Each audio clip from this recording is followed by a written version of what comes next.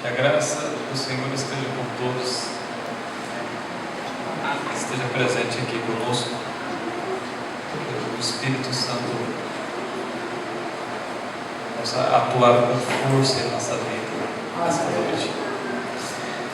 Ontem nós fizemos a introdução do tema, e para aqueles que vieram, eles puderam ter o contexto da crise que Israel passou naquele período antes do exílio e dentro do período do exílio. Alguma coisa apenas para a gente ter um contexto básico para entender o capítulo 1 de Daniel. O Espírito de Profecia declara em algumas vezes que a história do passado se repetirá. E tanto na história do povo de Israel, quanto em algumas narrativas do livro de Daniel, ela afirma que a história do passado se repetirá. Portanto, se a história do passado se repetirá, é por esse motivo que acreditamos valer a pena estudar um pouco mais sobre as experiências que estes homens tiveram naquele tempo, na luz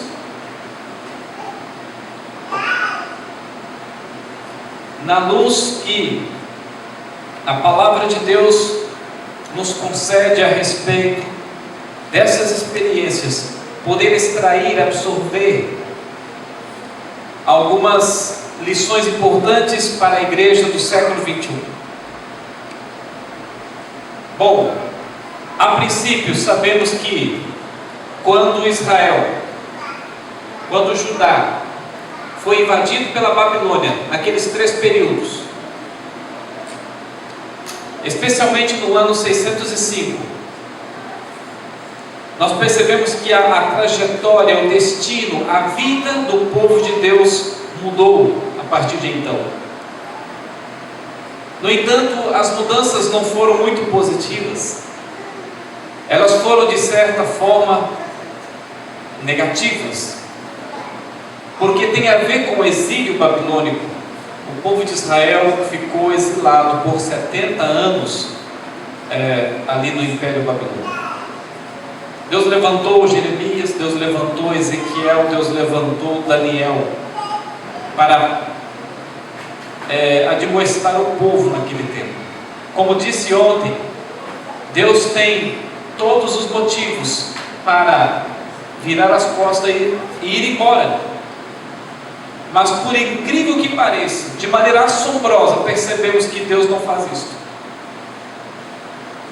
E Deus foi capaz de levantar 3 profetas em um tempo, em um período, para admoestar o povo. Daniel trabalhou na corte babilônica. Daniel foi profeta do Senhor na corte babilônica. Ezequiel e Jeremias, os subúrbios de Babilônia. Em outras palavras, Deus estava cercando o povo de todos os lados com a sua mensagem de redenção, de salvação, de libertação. E Deus faz assim conosco hoje, em pleno século 21. O Espírito Santo persiste e persiste teimosamente. Enquanto somos vivos, nós somos alvos. Nós somos alvos do amor de Deus.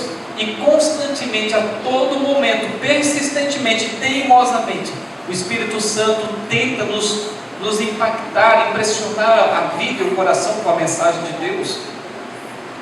É por isso também que haverá um dia em que ninguém vai poder questionar, ninguém vai poder jogar na cara do Senhor, de Deus: olha, Senhor, eu não posso ser condenado porque a verdade nunca brilhou diante de mim. Ninguém vai poder dizer isso, porque no final, no dia do juízo, todos os joelhos dobrarão diante do Senhor, quando perceberem, quando descobrirem que de fato nada mais podia ser feito por eles, absolutamente nada mais. Tudo que é possível ser feito para a salvação de todos os seres humanos tem sido feito.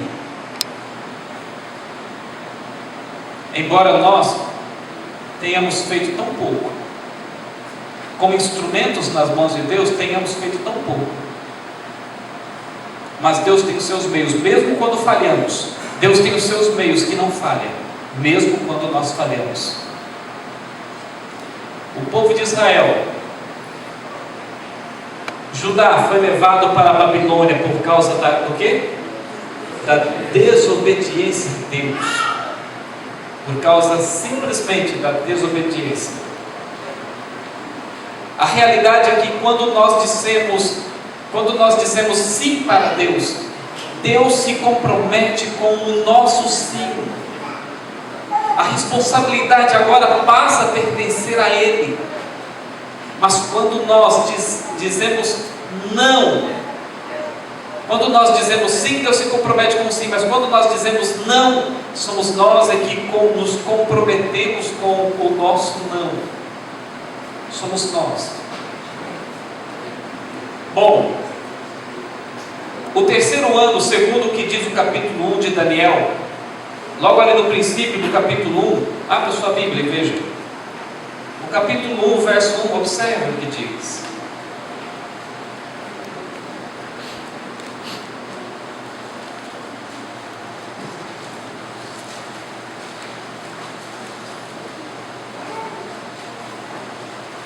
O texto bíblico diz assim: no ano terceiro do reinado de Joaquim, rei de Judá, veio Nabucodonosor, rei da Babilônia, a Jerusalém e a sitiou. O verso 2 diz assim: que o Senhor lhe entregou nas mãos a Joaquim, rei de Judá, e alguns dos utensílios da casa de Deus, e estes levou-os para a terra de Siná, para a casa do seu Deus, e os pôs na casa do tesouro do seu Deus. Esse é o contexto que principia a narrativa. Nós percebemos aqui que, primeiro, era o período do reinado de Joaquim. E segundo, Joaquim era rei de Judá. E segundo, quem estava ali sitiando Judá era o rei Nabucodonosor, o rei da Babilônia. É curioso notar que, anos atrás, o Império Babilônico era questionado pelos especialistas em história e arqueologia. No entanto, recentemente, isso é recente, né? Descobriu-se ali, em alguns lugares, em alguns campos do Iraque, que a Babilônia, na verdade, existe de fato. A Bíblia era questionada quanto à história de Babilônia, mas agora ela passa a ser acreditada mais uma vez pela história, pelo relato bíblico da existência do Império Babilônico. E também foi encontrado alguns artefatos que identificavam Nabucodonosor como rei de Babilônia. Não apenas o império foi descoberto, mas também alguns de seus imperadores. Há historiadores daquele período que narram alguns fatos históricos a respeito de Babilônia, como Berócios, um historiador babilônico. Outra coisa que é interessante observar é que o verso 2 diz que o Senhor lhes entregou. Em outras palavras, Deus permitiu que Babilônia invadisse Judá. Se Deus permitiu, é porque existia a possibilidade de Deus não permitir. É aqui que mora toda a curiosidade a respeito até que ponto Deus está disposto a proteger o seu povo, até o ponto em que nós aceitarmos a proteção de Deus. Mas aceitar a proteção de Deus não é meramente aceitar, de acreditar, apenas de desejar, mas também lutar por esse desejo. É viver em mercê nesse desejo. É como, por exemplo, basta crer em Cristo e seremos salvos. De fato, basta crer, mas esse crer não é apenas um crer de acreditar. Porque acreditar até os demônios acreditam. A verdadeira fé tem a ver com atitude, com comportamento. A verdadeira fé tem a ver com entrega absoluta. Portanto, Deus permitiu que Babilônia entrasse, devastasse Judá e levasse cativo muitos dos judeus, muitos dentre o povo de Deus. Mas porque Israel simplesmente havia virado as costas para o Senhor. Como eu disse aqui, quando dizemos não, somos nós que nos comprometemos com o nosso não, mas quando dizemos sim para Deus, é Deus quem se compromete com o nosso sim.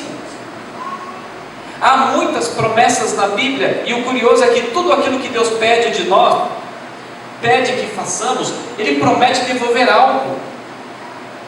algo multiplicado, melhorado, transformado. Por exemplo, quando Ele diz assim: dai-me filho meu, o teu, e o que Ele promete devolver? Um coração de carne. Quando Deus pede de nós o sábado, o que Ele oferece em troca? E eu o sustentarei com a herança do teu pai Jacó. Percebem? Tudo que Deus pede de nós, Ele promete devolver de maneira multiplicada. Quando Ele diz também: devolvei os dízimos e as ofertas, trazei os dízimos e as ofertas à casa do tesouro, e Ele promete o quê? E eu repreenderei o devorador. Portanto, tudo que Deus pede, Ele não pede de maneira egoísta, Ele nos pede para nos dar a oportunidade de sermos abençoados. É assim que funciona. Mas quando rejeitamos, quando não confiamos e quando não entregamos, nós ficamos à mercê das consequências das nossas próprias decisões. Percebem? E foi o que aconteceu com Israel. Era o ano 605, quando houve a primeira invasão. Foram 3 invasões: a primeira em 605, a segunda em 597, a terceira em 586. E estas invasões, elas têm algumas lições importantes para nós hoje. Bom, a presença do rei Nabucodonosor na Palestina, no princípio do verão de 605, segundo Daniel 1, é confirmado pelo historiador babilônico Berócios, cujo escrito original se perdeu, mas o testemunho sobre este acontecimento é citado por um outro historiador, José. Portanto, a própria história confirma o relato. O pano de fundo descrito em Daniel 1 é registrado pela história, não apenas pela Bíblia. Bom, Berócios, o historiador, relata que Nabucodonosor foi enviado pelo seu pai, Nabopolassar, para o Egito, Fenícia e na atual Síria, com a missão de extinguir uma rebelião que existia ali. E ao fim da sua missão, estando ainda no Ocidente, recebeu a notícia da morte do seu pai. E quando ele recebeu a notícia da morte do seu pai, ele retornou rapidamente acredita-se que ele retornou rapidamente com o objetivo de impedir algum tipo de usurpador oportunista que ocupasse o trono da Babilônia. Quando ele retornou, ele levou consigo também alguns dentre os judeus. Bom, e dentre os cativos que foram levados em todo esse período e nessas invasões, estava quem? Quem estava ali? Também Daniel e os seus amigos. Essa história é real. Se a própria história confirma, portanto, nós podemos acreditar nos fatos históricos narrados pela Bíblia. Fatos históricos são verdadeiros, porque a própria história revela isso. A pergunta é: o que isso significa? Significa que as experiências relatadas, as profecias,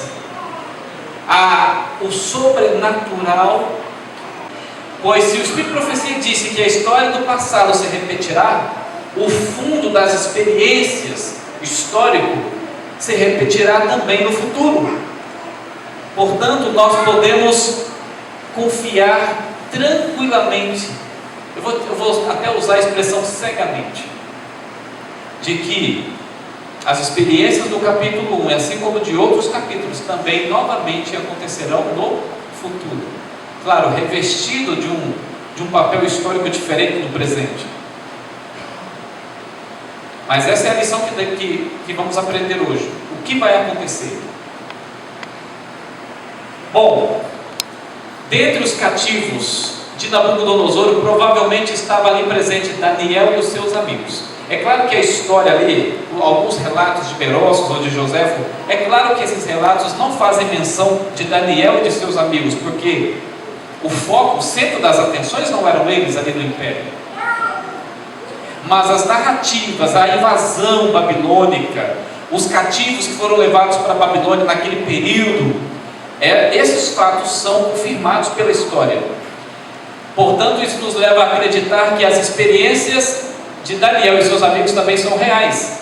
A afirmação de Daniel 1 e a do historiador Berócios são coniventes entre si, ao fazer a menção da campanha do rei. Isto indica que de fato o evento foi real e preciso, tanto nos fatos quanto na cronologia. E agora a gente reveste de credibilidade também as narrativas espirituais do texto bíblico e o valor de importância que isso tem para nós em pleno século XXI como contexto profético. Isso é maravilhoso. Eu acho isso extraordinário, porque nós não somos condicionados a crer ou possuir uma fé cega, mas uma fé real, racional. Percebem? Bom, vamos lá. É aqui que começa todo o drama mais intenso, porque Daniel e seus amigos são levados, juntamente com outros judeus, para um ambiente hostil e degradado. Hostil e degradado. Parece que a história realmente está de fato acontecendo novamente, não é? O nosso ambiente hoje parece não ser muito diferente. Hostil e degradado espiritualmente por uma cultura de uma religião pagã. Perceba uma coisa interessante, de uma cultura de uma religião pagã. O principal deus babilônico era Marduk, que desde o tempo da primeira dinastia, mais de 1 milênio antes, era popularmente chamado de Bel, que significa Senhor. O principal deus babilônico era Marduk, a qual muitos faziam sacrifícios até humanos em homenagem a este Deus. Bom, meus queridos irmãos, o seu principal templo, o templo de Marduk, era chamado Exagila, e no pátio se achava a grande torre do templo, Etmenanque, e estava bem no coração de Babilônia. Por exemplo, eu trouxe aqui essa foto aqui tirada por satélite, mais ou menos ali onde poderia estar o templo de Marduk. Ali. Isso aqui é mais ou menos uma projeção do que era aquele templo. Isso aqui também. Só para vocês terem uma ideia arqueológica e histórica, ok? Bom, qual é o contexto ali para nós? O que importa para a nossa geração hoje? Muitas coisas, muitas lições são extraídas no capítulo. Mas um outro fato também é muito curioso notar, é que havia uma imposição cultural religiosa na época. Nabucodonosor pretendia diluir a fé judaica, oprimindo os judeus e obrigando-os a negarem o seu Deus, em favor de quê? Dos deuses babilônicos. Havia uma imposição cultural, uma imposição de valores, de princípios, que visava fazer uma troca cultural naqueles homens de Deus. O verso 5, a palavra determinou a ração diária, no hebraico minã, é usada aqui para transmitir a ideia de ordenar em grau intensivo. Ou seja, esta palavra hebraica aqui, ela somente é usada quando Deus executa a ação da determinação, da autoridade.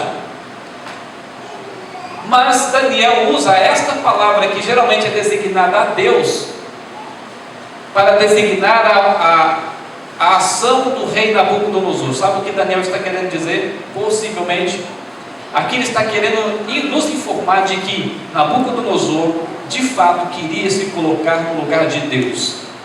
Por isso Daniel usa essa palavra aqui, quando o rei, no verso 5, diz assim, olha: determinou-lhes o rei a ração diária. Lembra dos alimentos ali na corte, que Daniel e os seus amigos foram incumbidos de se alimentar. A palavra determinou-lhes é uma palavra que geralmente é usada com a ação de Deus, mas Daniel usa essa palavra para mostrar que o rei estava se colocando de fato no lugar de Deus. Outra verdade que a gente encontra no capítulo, que vocês devem conhecer bem, é a troca dos nomes, porque Daniel significa Deus é o meu juiz, mas foi trocado para Belsazar, uma possível abreviação de Bel, Palazzo Ussur, ou seja, Bel proteja a vida do rei. Lembrando que Bel é o nome popular do principal deus da Babilônia, chamado Marduk. Portanto, essas trocas de nomes também mostram, evidenciam para nós esse choque cultural e essa imposição cultural religiosa sobre os de Judá. Continuando, as outras trocas de nomes, Ananias, por exemplo, significa Jeová é gracioso, agora é trocado para Sadraque, que alguns sugerem ser o nome do deus elamita Xutruk. Percebe o choque cultural, a imposição cultural religiosa? Misael significa quem pertence a Deus, e agora é trocado para Mesaque, referindo-se a um outro deus babilônico da época. E Azarias significa Jeová ajuda, e agora é trocado para Abednego, que se refere a Abednego, ou seja, servo do deus Nabu. Estas imposições tinham um objetivo. E qual era o objetivo? Dissolver os sinais distintivos do Deus Jeová na vida de quem? Da vida desses jovens, e inserir os sinais distintivos da religião pagã, submetendo eles a uma rigorosa culturalização babilônica religiosa. O que isso tem a ver com o nosso contexto hoje? Estão percebendo o desafio que esses jovens enfrentaram? E é mais interessante observar que Daniel, nesse período, alguns acreditam que ele era um adolescente, pouco mais de 17 anos de idade, e os seus amigos também. A experiência desses adolescentes, desses jovens, numa experiência bastante dura, difícil, mas de muita persistência em permanecer fiel e firme ao lado de Deus, mesmo em situações alimentares. Tem pessoas que não levam muito a sério o regime alimentar, a necessidade de cuidar da saúde, a necessidade de zelar por aquilo que Deus nos concedeu, que é o corpo, o templo do Espírito Santo, que não pertence a nós, pertence a Deus. Muitos de nós não levamos a sério, às vezes até debochamos daqueles que se preocupam, daqueles que zelam, embora o texto não esteja inteiramente aplicado a isso, mas podemos extrair essa lição. Mas aqui nessa experiência nós percebemos alguns adolescentes, alguns jovens que foram fiéis a Deus mesmo em questões alimentares. Mesmo em questões alimentares. Bom, meus queridos, o princípio do conflito é o seguinte: deveriam eles, sob a pressão da cultura da época, passar por um sincretismo religioso, abstendo-se gradativamente de sua própria cultura e identidade hebraica. Vamos trazer para os nossos dias. Isso não está acontecendo hoje? A história do passado se repetirá. Isso não está acontecendo em nossos dias? Quantos adventistas estão perdendo a sua identidade adventista? Adventista que não sabe explicar as doutrinas bíblicas não passa de um mero evangélico guardando o sábado.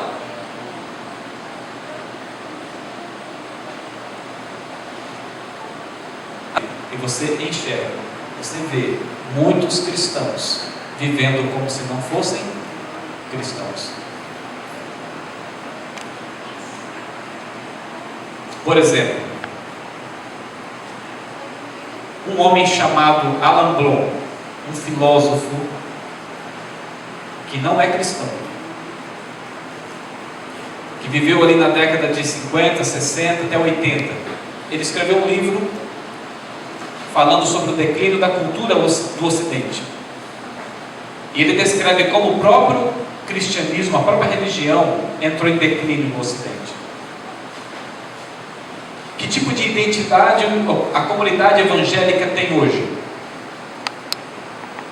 Uma bem diferente dos reformadores originais. Um dia desses eu vi, por exemplo, uma igreja que montou um ringue dentro da igreja, e após o culto eles tinham aquelas lutas de MMA, que fala? Como é que chama aquilo? É isso mesmo? Pois é. Aí na entrevista, alguém disse assim lá na entrevista: é melhor perder um pouco de sangue aqui do que perder pessoas para as drogas lá fora. Olha o trocadilho infeliz. É melhor levar umas porradas do irmão aqui dentro da igreja e sangrar um pouco do que perder pessoas para as drogas lá fora. Olha que trocadilho diabólico.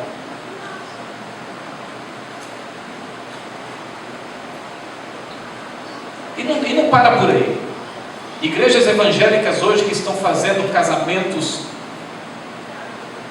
de pessoas do mesmo sexo. Igrejas evangélicas hoje que o único princípio e mandamento que existe ali é o dízimo, nada mais. O resto não tem problema, você faça o que você quiser, desde que devolva o dízimo. Igrejas evangélicas que não têm princípios, não têm valores, onde a libertinagem reina, é o reino de uma graça vazia e barata, uma graça que não transforma, uma graça que não inunda a vida do poder de Deus. Que tipo de cristianismo existe em nossa geração? E as pessoas estão perdendo essa identidade cristã por conta de um cristianismo libertino. E muitos adventistas estão sendo influenciados por essa libertinagem secularizada, por este evangelho relativista que relativa tudo, onde a única verdade é aquela que eu determino. E quando Deus vai contra, quando a Bíblia vai contra os meus valores, os meus próprios princípios que eu crio, então eu trato de encarar a Bíblia como um livro que precisa ser melhor interpretado.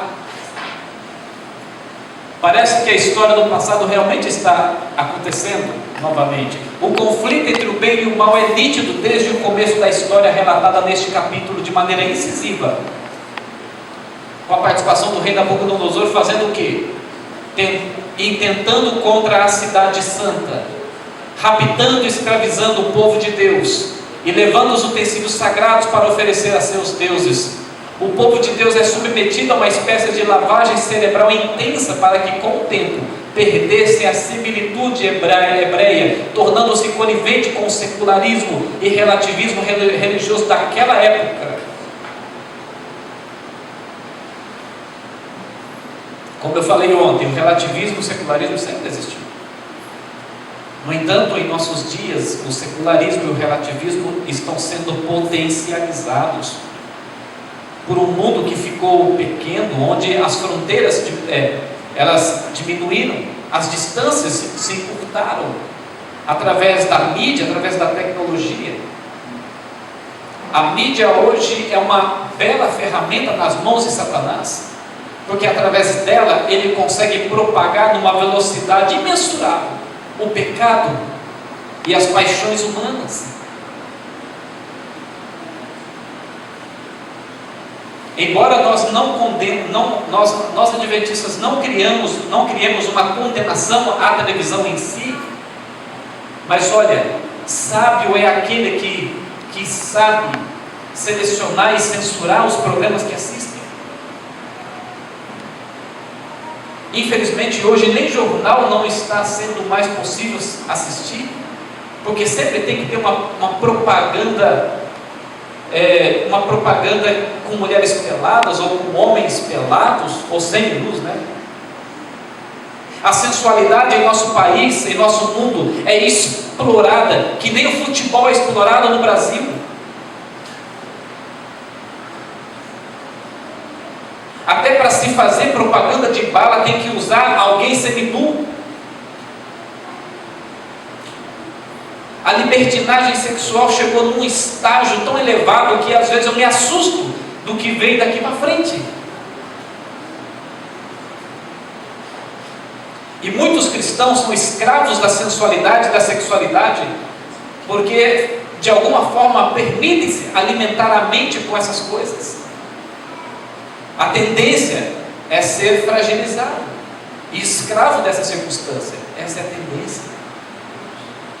Por isso o Espírito de Profecia diz para vigiarmos as avenidas da alma. Os olhos é uma dessas avenidas por onde entra. E olha, nós somos transformados por aquilo que contemplamos. O Espírito de Profecia diz isto, Paulo diz isto.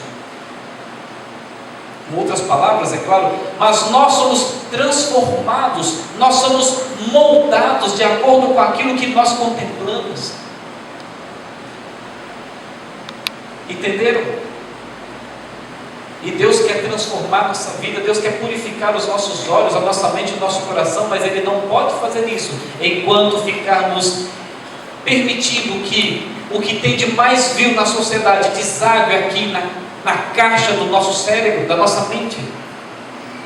O que os filmes e novelas de hoje estão produzindo é o que tem de mais nojento e asqueroso na sociedade, é o que tem de mais vil em toda a sociedade. E como um esgoto vai desaguar justamente aonde? Nas casas em que essas coisas são assistidas. Desaguar aqui, na nossa mente. A mídia ela é formada por aquilo que ela mais vende. A mídia é formada por aquilo que ela mais vende. E nada vende mais do que sexo, violência e misticismo. Nada vende mais que isso. E a mídia é formada pelo que mais vende. E são estas coisas que estão educando a geração de nossos dias. As crianças de nossos dias, as pessoas de nossa geração. São essas coisas que estão emoldurando, estão solidificando um caráter para um destino eterno ou para a destruição. Meus queridos irmãos, nós estamos numa guerra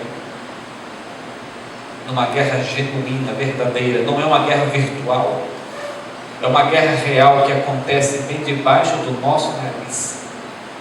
E nós somos os personagens principais, sabe por quê? Porque o foco somos nós.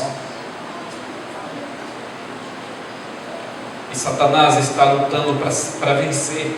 Embora ele já seja derrotado, mas ele está lutando para vencer. Ele é otimista, ele acredita na vitória.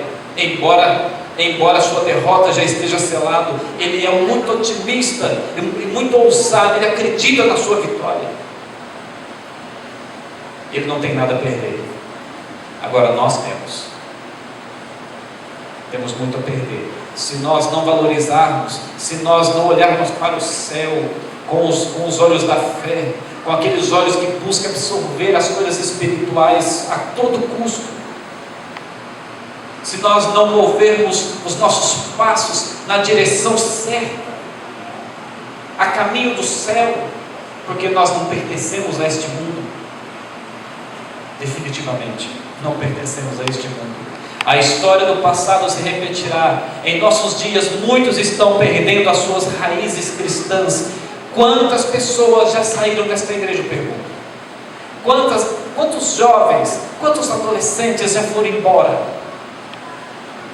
Muitas pessoas estão perdendo as suas raízes cristãs porque uma cultura lá fora, ou uma diversidade grande de cultura pagã lá de fora, está moldando, absorvendo, chamando a atenção de muitos dos cristãos de hoje. Essa cultura lá fora, cheia de luzes coloridas, cheia de coisas assim atraentes, estão puxando a atenção de nosso povo. Estão como um imã, atraindo com muita força essas pessoas. Um dia uma jovem que foi desta igreja, um dia eu tive a oportunidade de falar com ela, e pregando para ela, sabe o que ela teve coragem de me dizer? Ela disse assim: não, para mim é irrelevante, Não interessa mais, eu não me importo mais se eu vou perder, ou se eu vou ser salvo, se eu vou queimar no dia do juízo, se eu não vou. Para mim é indiferente. As pessoas, quando perdem a sua identidade, a sua raiz cristã, quando perdem a sua identidade cristã, elas perdem junto com isso a sensibilidade espiritual. E quando perde-se a sensibilidade espiritual, acabou tudo. Não sente mais necessidade de salvação, não sente mais a necessidade do poder de Deus sobre a vida, não sente mais a necessidade de que o Espírito Santo trabalhe em seu coração teimosamente, persistentemente, não sente mais a vontade. É por isso que a palavra de Deus fala sobre o pecar contra o Espírito Santo. O pecado contra o Espírito Santo é aquele pecado que eu não confesso. E quando eu não confesso, isto pode implicar que eu não tenho dentro de mim nenhum desejo, nenhum profundo sentimento de vontade de me arrepender, de buscar o perdão. E o pecado tem esse poder, além de seduzir, de causar a hipnose, tem o poder de nos convencer que vale a pena ficar no mundo, mesmo que tenha que perder a salvação. Vale a pena aproveitar o mundo, mesmo que tenha que perder tudo na vida. O pecado é capaz e tem o poder de emoldurar esse tipo de convicção. Bom, não quer passar por quê? Passou. Passou? O relativismo e o secularismo estão diluindo os valores bíblicos da vida dos professos cristãos. E nas universidades, o naturalismo, que é essa ciência ateia sobre a origem da vida, e o secularismo estão arrebatando a fé de nossos jovens. Esse relativismo e o secularismo que estão diluindo os valores bíblicos da vida das pessoas. Para vocês terem uma ideia, que tipo de comportamento esse tipo de cristão passa a ter quando ele é secularizado e relativizado? São pessoas que vão à igreja, mas seguem da maneira delas. São aquele tipo de pessoas que elas olham para os princípios bíblicos, mas elas não acham tão relevante, não acham tão importante. É por aí que você percebe a capacidade do descuido. Por exemplo, quando a Bíblia diz assim, eu vou me referir a nós mesmos aqui. Por exemplo, tem pessoas que elas são completamente inconsequentes naquilo que come, naquilo que bebe. Esse tipo de descuido ou insensibilidade é um exemplo do relativismo e do secularismo. Aquele tipo de pessoa que está na igreja, canta os louvores da igreja, mas em casa estão ouvindo rock ou outra coisa qualquer assim. Não conseguem ter sensibilidade para entender que isso aqui é santo e isso é profano. Aquele tipo de pessoa que está na igreja, mas ele tem a esposa e mais uma concubina, mas ele não tem sensibilidade suficiente para temer por causa do seu comportamento. E por fim, ele é convencido de que no final das contas Deus vai passar a régua e está todo mundo bem com ele, vai todo mundo para o céu. Aquele tipo de pessoa que vive uma vida indisciplinar, aquele tipo de pessoa que está na igreja louvando a Deus, e o que importa para ele é isso, é louvar a Deus e mais nada. O que importa é o amor, o resto não tem valor, não tem importância. É um tipo de religião de fachada, quando se passa um belo verniz por fora, mas por dentro está a sustentação das suas próprias convicções, ou do seu relativismo, do seu secularismo. É um tipo de religião sem princípio. É um tipo de religião onde a superficialidade é a única coisa que você enxerga. Nas universidades, o naturalismo e o secularismo estão arrebatando a fé de nossos jovens. Quantos jovens estão perdendo a fé nas universidades, nas faculdades de hoje? Quantos e quantos? Mas veja, não é que os argumentos ateus sejam tão bons assim ao ponto de desencorajar os nossos jovens a continuar crendo em Deus.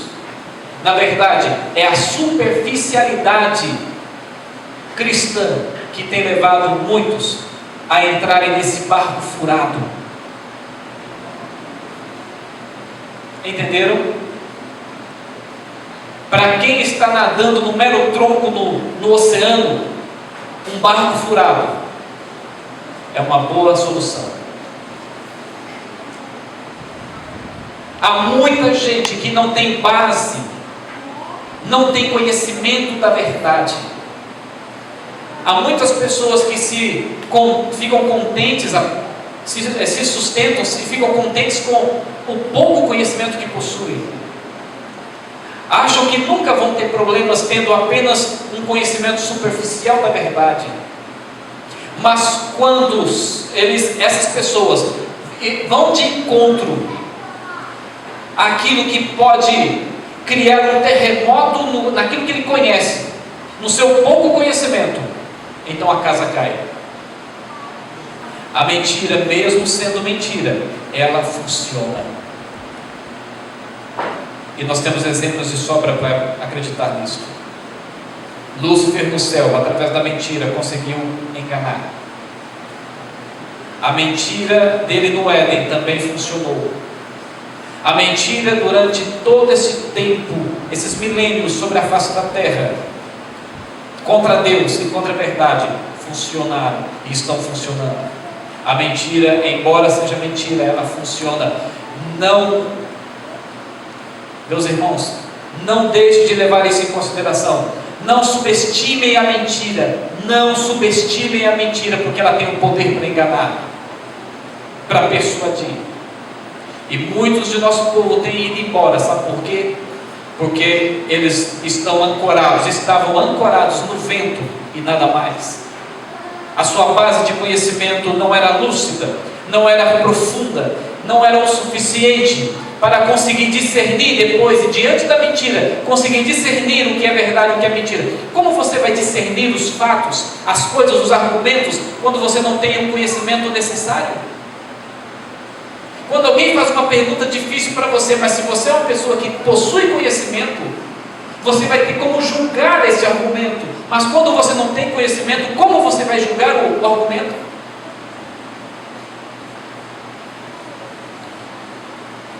No capítulo 1 especificamente, vemos nitidamente um conflito que envolveu princípios alimentares, culturais, religiosos e também de adoração. Por que também de adoração? Porque adoração não é somente cantar, louvar. Adoração é um estilo de vida.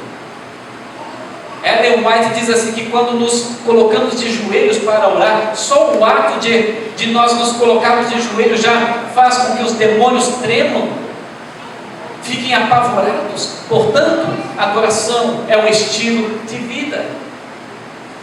É por isso que Daniel e seus amigos ali na corte disseram não, porque a adoração é um estilo de vida. Eles poderiam ter pensado assim: olha gente, nós corremos risco de morte, então vamos fazer o seguinte: Deus conhece o nosso coração, Deus conhece as nossas intenções, Deus conhece a nossa sinceridade, nós vamos comer só aqui. E enquanto comemos, dizemos ao Senhor: isso aqui é só para tapear eles. Eles poderiam ter feito isso, e o que aconteceria com eles se tivessem feito isso? É o que muitos tentam fazer hoje. Ó Senhor, eu vou trabalhar, eu vou estudar na sexta-feira à noite, mas olha, o Senhor sabe que o meu coração pertence a Ti. Olha Senhor, eu vou trabalhar neste sábado, mas ó, é só esse sábado, um sábado por mês, Senhor, porque o meu coração pertence a Ti. O Senhor sabe, o Senhor conhece o meu coração, a minha sinceridade.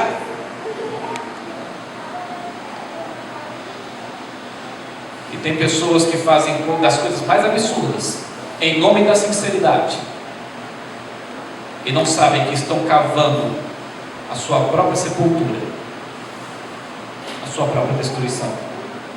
Mas não porque Deus irá destruir, mas porque nós mesmos é quem cavamos, estruturamos, somos nós mesmos que preparamos todo o cenário para a nossa condenação. Somos nós mesmos. Porque Tudo o que é necessário fazer para a salvação nossa, Deus tem feito de tudo, e de tudo mesmo. E vai chegar um dia que vamos reconhecer, se alguém aqui não estiver no céu, um dia vai reconhecer que tudo foi feito, tudo, e nada mais podia ser feito. Um dia alguém perguntou assim: quando a porta da graça se fechar, e se alguém se arrepender lá do outro lado, depois do fechamento da porta da graça, como é que Deus vai fazer? A resposta é simples. O Espírito de Profecia declara aqui: quem tiver que ser salvo será salvo até ali. E a porta da graça só vai se fechar mesmo, só vai se fechar exatamente porque não tem mais ninguém para ser salvo. E se fosse concedido uma oportunidade, diz Ellen White, se fosse concedido mais uma chance, ela não seria aproveitada, em hipótese alguma. Por isso é que Paulo disse, meus irmãos, no apelo desesperado de Paulo, que nós não podemos perder tão grande salvação, porque Deus está fazendo ridiculamente tudo para a salvação do ser humano, tudo. E se há uma grande salvação a ser ganha nos méritos, na graça de Cristo, é porque existe uma tão grande perdição a ser rejeitada. Uma coisa interessante aqui também, o fato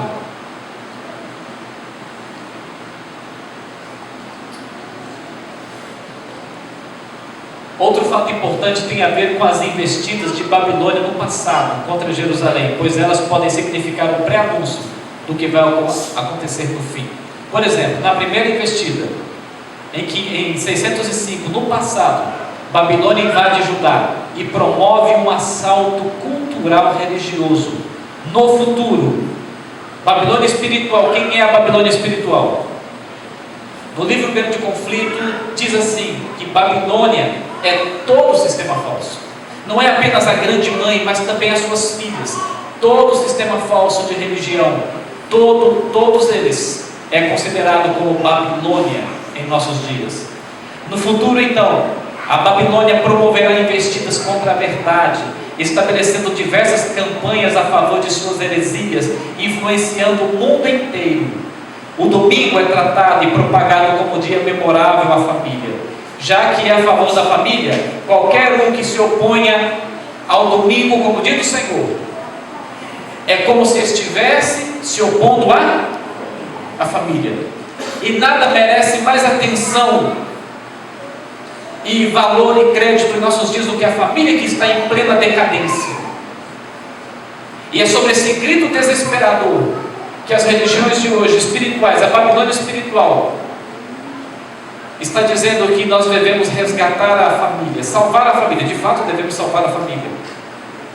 Mas o enredo é que é curioso. O domingo é chamado de o dia da família. Portanto, qualquer um que se opor ao domingo como dia do Senhor é o mesmo que se opor à própria família. A segunda investida, que aconteceu em 597 no passado, Babilônia invade novamente Judá, promovendo um assalto para impor a sua autoridade e domínio.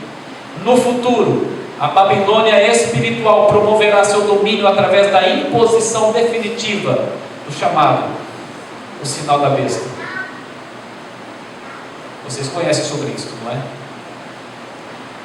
A terceira investida de Babilônia, em 586, invade novamente Judá, promovendo um assalto de destruição. Foi a última invasão. E no futuro, a Babilônia espiritual promoverá um decreto de morte a todos os que não aceitarem o seu sinal, em detrimento do sinal de Deus.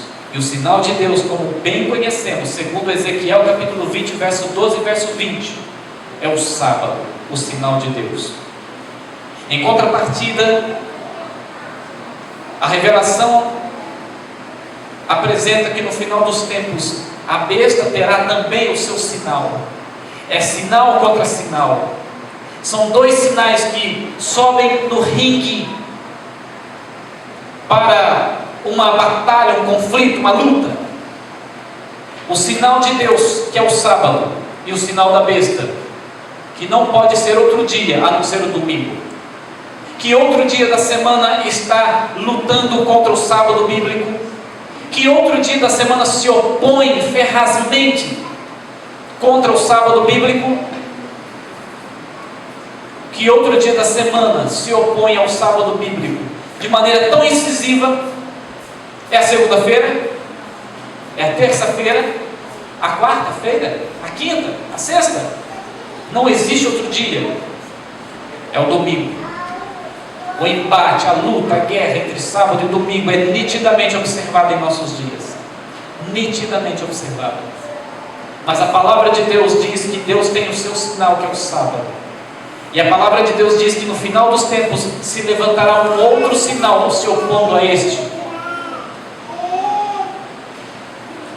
Mas a palavra de Deus adverte que é melhor obedecer a Deus do que aos homens. Está lá no livro de Atos. Pedro foi quem deu esta declaração. Vencendo como Daniel e seus amigos. Como vencer todo esse contexto? Como vencer esses obstáculos? Como vencer, assim como aqueles homens do passado venceram? Como suportar essa crise relativista, secularizada? Como vencer essa opressão cultural em nossos dias? O naturalismo filosófico em nossos dias? Como vencer tudo isso? A Bíblia nos sugere como vencer. E vou apresentar aqui 7 qualidades indispensáveis que todo filho de Deus em nossos dias precisa ter. São 7 virtudes que aqueles jovens, Daniel e seus amigos, também tiveram, e que a Bíblia destaca, e são as mesmas virtudes que nós devemos em nossos dias possuir, pela graça e o poder de Deus. Se você não possui alguma destas virtudes, comece desde hoje uma luta intensa com Deus, e peça que o reavivamento e a reforma seja uma realidade na sua vida também. Primeiro, no verso 4 diz assim: jovens sem nenhum defeito. Aqui não está falando sobre perfeccionismo, aqui está falando sobre integridade. Ou será que é errado ser íntegro em nossos dias? É errado ser íntegro? Mas para a sociedade parece que é errado a integridade. E até para muitos cristãos parece que a pureza e a integridade parecem coisas erradas. Aliás, eu quero ler uma citação de Ellen White muito curiosa, que ela fala sobre isso. Olha aqui. Ao nos aproximarmos do fim do tempo, a falsidade estará tão misturada com a verdade, que somente os que têm a guia do Espírito Santo serão capazes de distinguir a verdade do erro.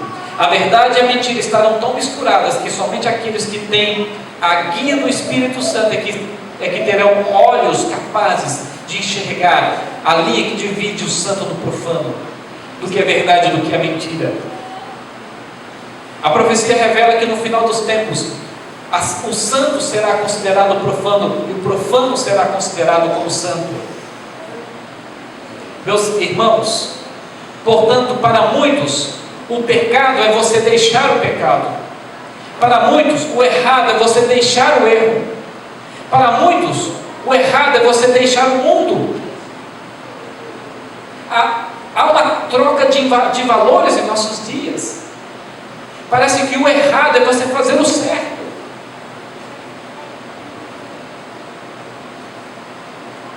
Assim como naqueles tempos bíblicos,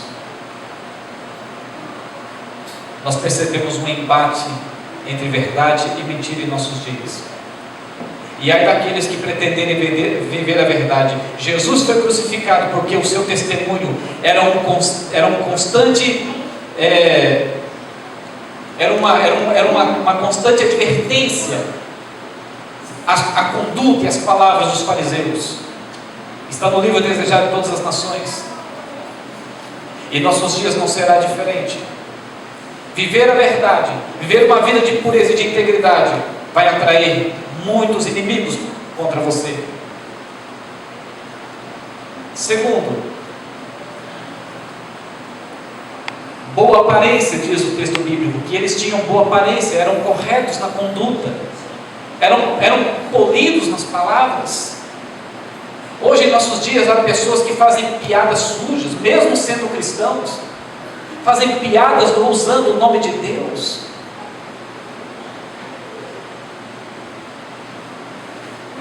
Aqui está o exemplo de homens que eram puros nas palavras, corretos na conduta, eram instruídos em toda a sabedoria, eram inteligentes, mas também eram sábios. Existe uma grotesca diferença entre ser inteligente e ser sábio. Nem todas as pessoas que são inteligentes são sábias, mas todas as pessoas que são sábias são inteligentes. Sabedoria é saber usar o conhecimento que tem. A sabedoria nasce pela experiência, pelo bom senso e pela presença do Espírito Santo na vida. Quarto, eram doutos em ciência, diz a Bíblia, pois possuíam muito conhecimento de sua época, estavam bem preparados cognitivamente para enfrentar os desafios do seu tempo. Em outras palavras, eles não tinham uma coisa que muitos de nossos dias têm: preguiça mental. Às vezes eu estou palestrando em algumas igrejas, alguns irmãos falam assim: se você tivesse DVD eu compraria, mas livro eu não quero não. Nós vivemos num período, numa geração com um analfabetismo bíblico enorme, gigantesco. Hoje as pessoas não têm ânimo nem para fazer o ano bíblico. As pessoas não têm ânimo para estudar a lição da escola sabatina, porque desenvolveram preguiça mental. A concorrência é muito grande, é desonesta, é muito vídeo, muita imagem em movimento, é filme, é novela, enfim, essas coisas deixam a mente preguiçosa. Aqueles que passam muito tempo na frente de videogames, de televisão, estão desenvolvendo preguiça mental, letargia mental. E é tudo isso que Satanás deseja: que sejamos desencorajados ao abrir a Bíblia para lê-la. É tudo que ele precisa. Eles eram versados no conhecimento, sabiam manejar bem o conhecimento que possuíam, dádiva concedida por Deus quando somos homens de oração e assíduo estudante da Escritura. E sexto, eles eram competentes.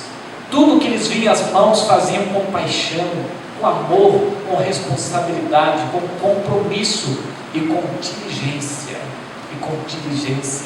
Lembra da história de José? Diz assim que tudo que vinha às mãos de José prosperava, porque são homens que fazem tudo que lhe vem às mãos, eles fazem com paixão, com amor, com responsabilidade, com compromisso. Agora veja em nossos dias que dificuldade que é quando ergue-se a comissão de nomeações. Alguns querem escolher o cargo que querem atuar, enquanto que outros não querem coisa nenhuma. Eu não quero compromisso com a igreja este ano, porque estão se esquivando de responsabilidades, do compromisso, e não sabem o prejuízo que estão trazendo para si próprios. Às vezes Deus pode estar lhe dando uma função na igreja, não é para salvar a igreja, é para salvar você. Embora o propósito não seja este. Esta é uma qualidade que precisamos possuir: competência espiritual. E por último, não se trata de uma virtude particular, mas de uma virtude sublime outorgada pela graça de Cristo. Sabe por quê? Olha o que diz aqui a Bíblia no capítulo 1 de Daniel. Abra aí a sua Bíblia no capítulo 1 de Daniel.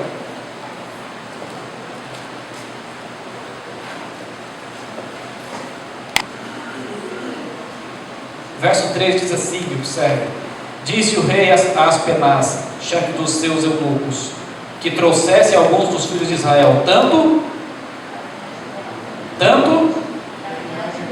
também como dos. Sabe por que Daniel e seus amigos foram levados para a corte? Porque possivelmente eles eram da linhagem real em Judá. A sétima virtude e qualidade tem a ver com a linhagem da realeza espiritual. Todos aqueles que pertencem a Cristo são da linhagem real, são príncipes da eternidade. Esta é uma virtude concedida pela graça de Cristo. Essas virtudes precisam fazer parte de nossa vida. Este livro de James Boyce, ele é um pastor que não é adventista, e eu coloquei ele aqui de propósito. Sabe por quê? Olha a declaração dele, que impressionante. Convocamos a igreja em meio à nossa cultura agonizante para se arrepender de seu mundanismo e confessar a verdade da palavra de Deus, como fizeram quem? Os reformadores, e para ver esta verdade em sua doutrina, sua adoração e sua vida. As trombetas estão tocando, estão soando até lá fora.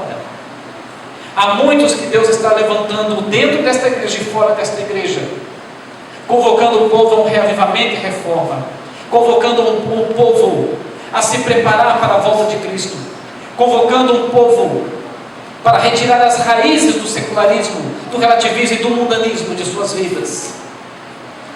Como o apelo de Joel, com pranto, com choro. Ellen White, falando sobre o tempo do fim, foi contundente ao afirmar que ao nos aproximarmos do fim do tempo, a falsidade estará tão misturada com a verdade, que somente os que têm a guia do Espírito Santo serão capazes de distinguir a verdade do erro. A citação que eu li que é anteriormente. E devemos nos preparar para esse tempo. Há advertências: Deus julgará as culturas, e Deus vai julgar o relativismo, porque Isaías 5 diz assim que ai daquele que faz do santo profano e do profano santo, que faz da luz trevas e das trevas luz. Portanto, Deus tem verdades absolutas, e quando Ele vir, Ele virá para julgar as culturas, e Ele virá para julgar o relativismo. No Grande Conflito, página 444, diz assim, que a Escritura Sagrada declara que antes da vinda do Senhor existirá um estado de decadência religiosa semelhante à dos primeiros séculos. E nos últimos dias sobrevirão tempos trabalhosos, porque haverá homens amantes de si mesmos. Está falando do contexto religioso. Avarentos, presunçosos, religiosos soberbos, blasfemos, desobedientes a pais e mães, ingratos, profanos, sem afeto natural e irreconciliáveis, caluniadores, incontinentes, cruéis, sem amor para com os bons, traidores, obstinados, orgulhosos, e mais amigos dos deleites, dos prazeres, do que amigos de Deus, tendo aparência de piedade.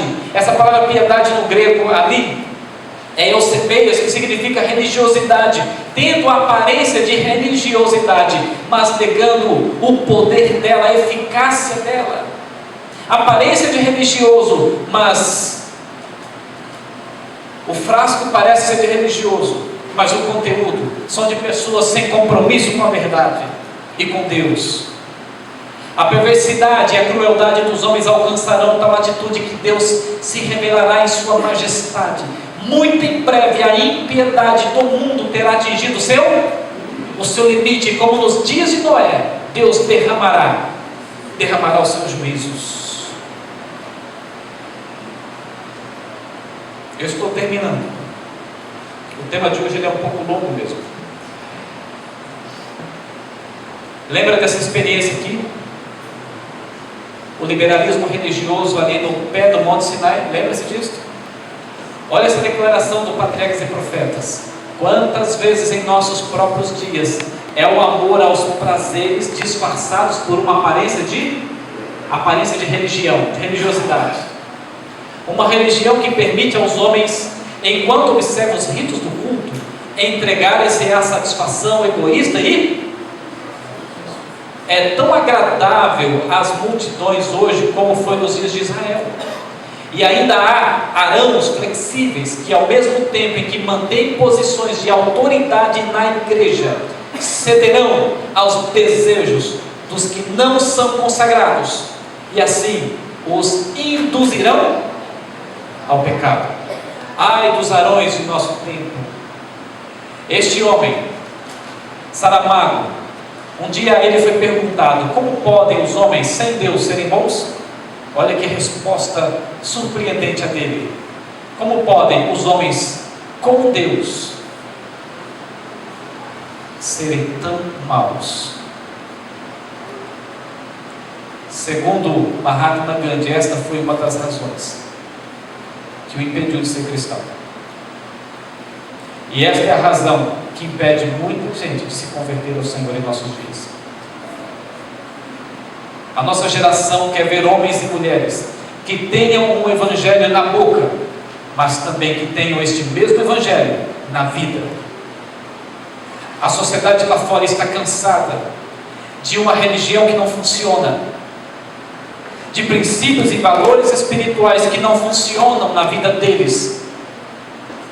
A sociedade, ela dará ouvidos à mensagem que você tem para proclamar, se essa mensagem estiver de acordo com o seu estilo de vida. A maior necessidade do mundo é de homens que não se comprem, nem homens que no íntimo da alma sejam e honestos, homens que não temam chamar o pecado pelo seu nome, o seu pecado, não é o dos outros, o seu pecado. Homens cuja consciência seja tão fiel ao dever como é ao quê? Ao pó. Homens que permaneçam firmes pelo que é reto, ainda que caia os céus. Mas um caráter tal não é obra do acaso e nem se deve a favores e concessões especiais da providência. Um caráter nobre é o resultado da disciplina própria, da sujeição da natureza inferior pela superior, a renúncia do eu para o serviço de amor a Deus e também ao homem. Aqui está o exemplo de alguns adolescentes, de alguns jovens, que um dia demonstraram ser mais firmes ao dever, assim como a bússola é o pó, do que as circunstâncias. Aqui está o exemplo que merece ser seguido. Esses homens existiram, fizeram parte da história, da mesma história que eu e vocês estamos inseridos. A diferença é apenas no tempo. Qual vai ser a sua decisão esta noite? É por isso que nós vamos cantar o hino de número 152. Vencendo ver Jesus. Sabe por quê? Sabe por quê? Porque a vitória de Cristo é a nossa vitória. Vamos nos colocar de pé e vamos cantar com força. Vamos cantar com o coração. E vamos cantar com alegria, porque